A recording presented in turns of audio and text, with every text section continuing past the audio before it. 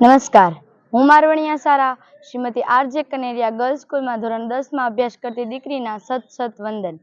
આજનો દિવસ એટલે વિશ્વ સિંહ દિવસ 10 ઓગસ્ટ। આ દિવસ નિમિત્તે હું થોડું કહું તો જટા કેશવાળી જટા ઠાઠવાળી, જટા કેશવાળી જટા ઠાઠવાળી, બધા નેહમાં કહે એની કહાણી।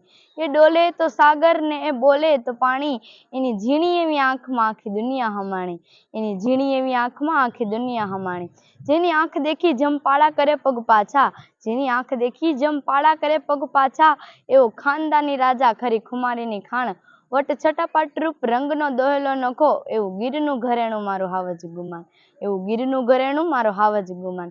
રાખે રખોપા ગીરના ને એની રાજા સરખી જાત, રાખે રખોપા ગીરના ને એની રાજા સરખી જાત, જે બીજા હવ પાણી ભરે ને એ મારા હાવજની નોખી જાત વાલા, એ મારા હાવજની નોખી જાત। ઓહો, હાવજ એટલે હાવજ હો ભાઈ, ને એમાંય આપણો ગીરનો હાવજ, એની તો શું વાત કરવી। શેર માથે સવા શેર કહેવાય, શેર માથે સવા શેર કહેવાય, એ તો વનનો રાજા કહેવાય, એ તો વનનો રાજા કહેવાય। સિંહ શબ્દ એવો છે ને જે બધાને ન કહેવાય। જાત કમાણી કરીને ખાય ઈ એની જાત, જાત કમાણી કરીને ખાય ઈ એની જાત, ભૂખ્યા રહે પણ ખડ ના ખાય બાપલા, ભૂખ્યા રહે પણ ખડ ના ખાય। એકલા એકલા ખાય એ બીજા કોક, એકલા એકલા ખાય એ બીજા કોક, પણ જેની થાળીમાંથી બીજાને ધરાય ને એ સિંહની જાત વાલા, એ સિંહની જાત। આવું ગૌરવંતું પ્રાણી એટલે આપણો ગીરનો સિંહ, જેની વસ્તી ઈસવીસન 1968માં ફક્ત ને ફક્ત 177ની જ હતી। તેની ચિંતા કરી વન વિભાગે, કેમ કે પૃથ્વીનો દરેક જીવ બીજા જીવ પર પ્રત્યક્ષ કે પરોક્ષ રીતે આધારિત હોય છે, અને તેનું વિલુપ્તિનું કારણ કોણ? હા, તેનું વિલુપ્તિનું કારણ આપણે જ છીએ।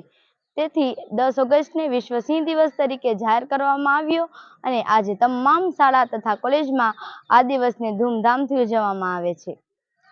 આજે જો કોઈના મનમાં સિંહનું સ્થાન જાણવાની ઈચ્છા થાય તો તેના મનમાં ફક્ત એક જ નામ આવશે, સાસણ ગીર। અરે મિત્રો, તમને ખબર છે આપણે ગુજરાત તો એક એવી પવિત્ર ભૂમિ છે ને કે જ્યાં આખા વિશ્વના એશિયાઈ સિંહો ફક્ત ને ફક્ત આપણા ગુજરાતમાં જ જોવા મળે છે। એ આપણા માટે એક ગર્વની બાબત છે। આજે ગીરથી જુનાગઢ, જુનાગઢથી અમરેલી, અમરેલીથી ભાવનગર જેવા જિલ્લામાં સિંહ મુક્ત રીતે વિહરી રહ્યા છે। આ 3 જિલ્લાએ તો જાણે કાયમી વિઝા ન મેળવી લીધા હોય, અને ભાવનગર, જામનગર તેમજ રાજકોટ જેવા જિલ્લાએ તો સિંહના આગમન માટે પોતાની બારીઓ ખુલ્લી મૂકી છે। આવા ગૌરવવંત પ્રાણી એવા સિંહે તો બધી જ જગ્યાએ પોતાનું સ્થાન મેળવી લીધું હોય છે। એ પછી ચલણી નોટ હોય કે રાષ્ટ્ર મુદ્રા હોય, સંસદ ભવન હોય કે માં જગદંબાની સવારી હોય, આવા તો અનેક ગીતો અને કવિતાઓમાં સિંહના ગુણલા ગવાયા છે, અને મેક ઇન ઇન્ડિયાના લોગોમાં પણ સિંહને સ્થાન આપવામાં આવ્યું છે। તેમજ આપણે દરબાર માત્રાવાળા અને સિંહની દોસ્તી એને કેવી રીતે ભૂલી જઈએ, એના ગુણલા તો અણમોલ છે।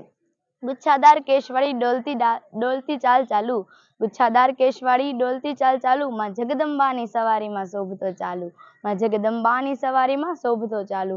ભારતના ચલણી નાણે હું શોભું, ભારતના ચલણી નાણે હું શોભું, ગરવા ગીરની ગિરિકંદરા ડણકે ધ્રુજાવું, ગરવા ગીરની ગિરિકંદરા ડણકે ધ્રુજાવું। આવા ગૌરવવંતા સિંહ, અને તેણે આપણી શાનને પણ 2 મુઠ્ઠેરી ઊંચી કરી દીધી છે।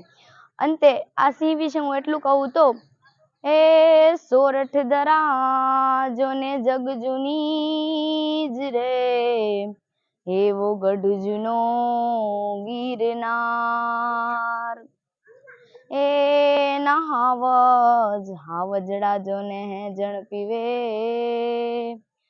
એના નમણા નર જોને નાર। અંતે હું આટલું કહી મારી વાણીને વિરામ આપું છું કે સિંહે પોતાની સાહસિકતા અને વીરતાભર્યોના કાર્યના લીધે જ જંગલનો રાજા મળવાની પાત્રતા મેળવી છે। અસ્તુ, જય જય સિંહ ગીર।